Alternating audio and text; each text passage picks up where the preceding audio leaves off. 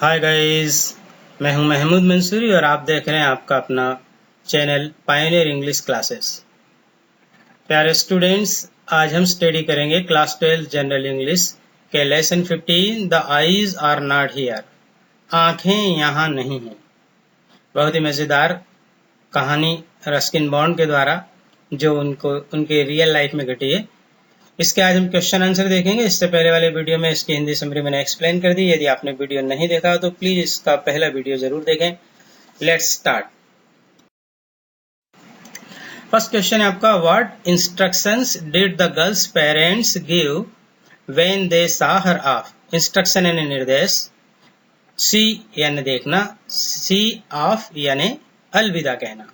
पूरा क्वेश्चन ये होगा, उस लड़की के माता पिता ने उस लड़की को क्या निर्देश दिए थे जब वो उसे अलविदा कहने के लिए आए, अर्थात रेलवे स्टेशन पर छोड़ने के लिए आए थे। देखें आंसर आपका, द इंस्ट्रक्शंस वर फॉलोइंग। वो इंस्ट्रक्शंस, वो निर्देश निम्नलिखित थे। Number 1, where to keep her things. Things यानी सामान या luggage.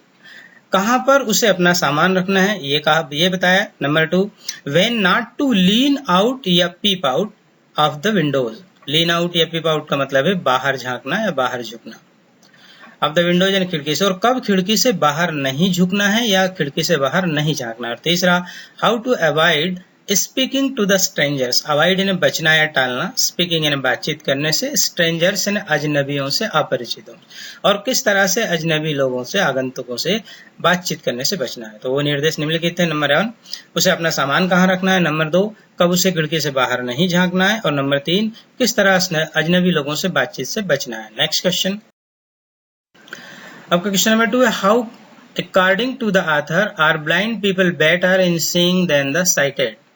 How according to the author, किस तरह से लेखक के अनुसार ब्लाइंड पीपल आर बेटर, अंधे लोग बेहतर होते हैं, बेटर यानी बेहतर होते हैं, इन सीइंग यानी देखने के मामले में, देन यानी की तुलना में, द साइटेड यानी दृष्टि वाले या आंख वाले। तो इस तरह से पूरा हो गया। लेखक के अनुसार किस प्रकार अंधे लोग देखने के मामले में आंख वाले लोगों से, दृष्टि वाले लोगों से ज्यादा बेहतर होते हैं। देखें answer, the sighted people have too much to see. Too much यानी बहुत कुछ, टू सी यानी देखने के लिए। दृष्टि वाले लोगों के पास देखने के लिए बहुत कुछ होता है, वाइल जबकि the blind people have to see, अंधे लोगों को देखना पड़ता है या देखना होता है। हैव टू यानी पड़ता है या होता है, सी यानी देखना। ओनली एसेंशियल्स यानी केवल अति आवश्यक चीज या नेसेसरी थिंग्स, बहुत ही जरूरी चीज।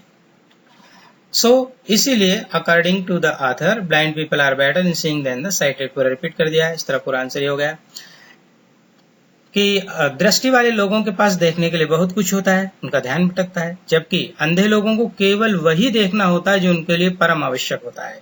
इसीलिए लेखक के अनुसार अंधे लोग देखने के मामले में आंख वाले लोगों की तुलना में ज्यादा बेहतर होते हैं। Next, do you think that the author was blind by birth. क्या आप ऐसा मानते हैं कि लेखक जन्म से ही अंधा था। ऑथर यानी लेखक, ब्लाइंड यानी अंधा। Justify your answer. जस्टिफाई यानी पुष्टि कीजिए, योर आंसर अपने उत्तर की, फ्रॉम द हिंट्स संकेतों से, गिवन इन द स्टोरी जो कहानी में दिए गए हैं, और कहानी में जो संकेत दिए गए हैं उससे अपने उत्तर की पुष्टि कीजिए। लॉन्ग आंसर में पूछते हैं इसे। तो no I don't think that the author was blind by birth. नहीं, मैं ऐसा नहीं मानता, थिंक यानी सोचना या मानना, कि लेखक जन्म से ही अंधा था। बिकॉज, क्यों नहीं मानता, उसके बारे में आपके क्या तर्क है। नंबर 1, ही सेड, उसने कहा था, लेखक ने लेसन के अंदर कहा है, as I was totally blind at that time. Totally यानी पूर्ण रूप से। लेखक ने ऐसा कहा था कि चूंकि मैं उस समय पूर्ण रूप से अंधा था, अर्थात जिस समय यह घटना घटी थी उस समय। Number 2, he also recalls the sites of Mussoorie. Recalls यानी पुनः स्मरण करना या याद करना, साइट्स यानी दृश्यों को, ऑफ मसूरी यानी मसूरी के, और वो मसूरी के जो स्थान है, दर्शनीय स्थल है, उसके दृश्यों को याद करता है, पुनः याद करता है। इट क्लियरली शोज दैट, इससे साफ तौर पर, क्लियरली यानी साफ तौर पर, शोज यानी स्पष्ट हो जाता है, दर्शाता है, ये साफ तौर पर दर्शाता है कि he had seen those places earlier. Earlier यानी इससे पहले। इसे ये साफ तौर पर पता चल जाता है, ऐसे साफ तौर पर दर्शाता है कि वो इन स्थानों को पहले भी देख चुका था। Hence he was not blind by birth, इसलिए वो जन्म से अंधा नहीं था।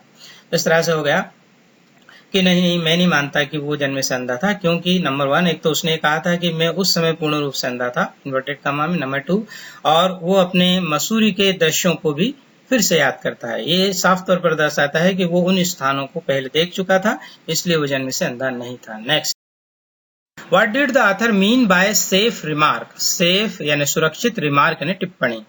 सुरक्षित टिप्पणी से लेखक का क्या अभिप्राय है? तो the author said that, लेखक ने बताया था कि she had an interesting face, उसका चेहरा बहुत ही मजेदार है। लेखक ने उस लड़की से कहा था कि तुम्हारा चेहरा बहुत ही मजेदार है।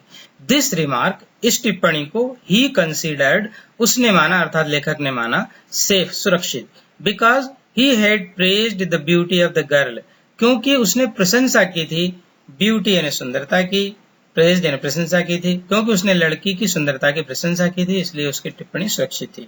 आप चाहे तो ऐड कर सकते हैं विदाउट हर्टिंग हर इमोशंस, विदाउट यानी बिना, हर्टिंग यानी आहत किए, ठेस पहुंचाए, हर इमोशंस यानी उसकी भावना। उस तरह से पूरा आंसर हो गया।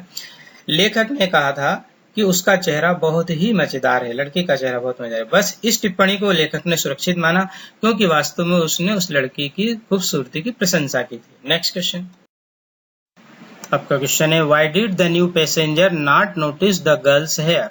पैसेंजर ने यात्री, नोटिस यानी गौर करना या ध्यान देना। उस नए यात्री ने लड़की के बालों पर गौर क्यों नहीं किया था?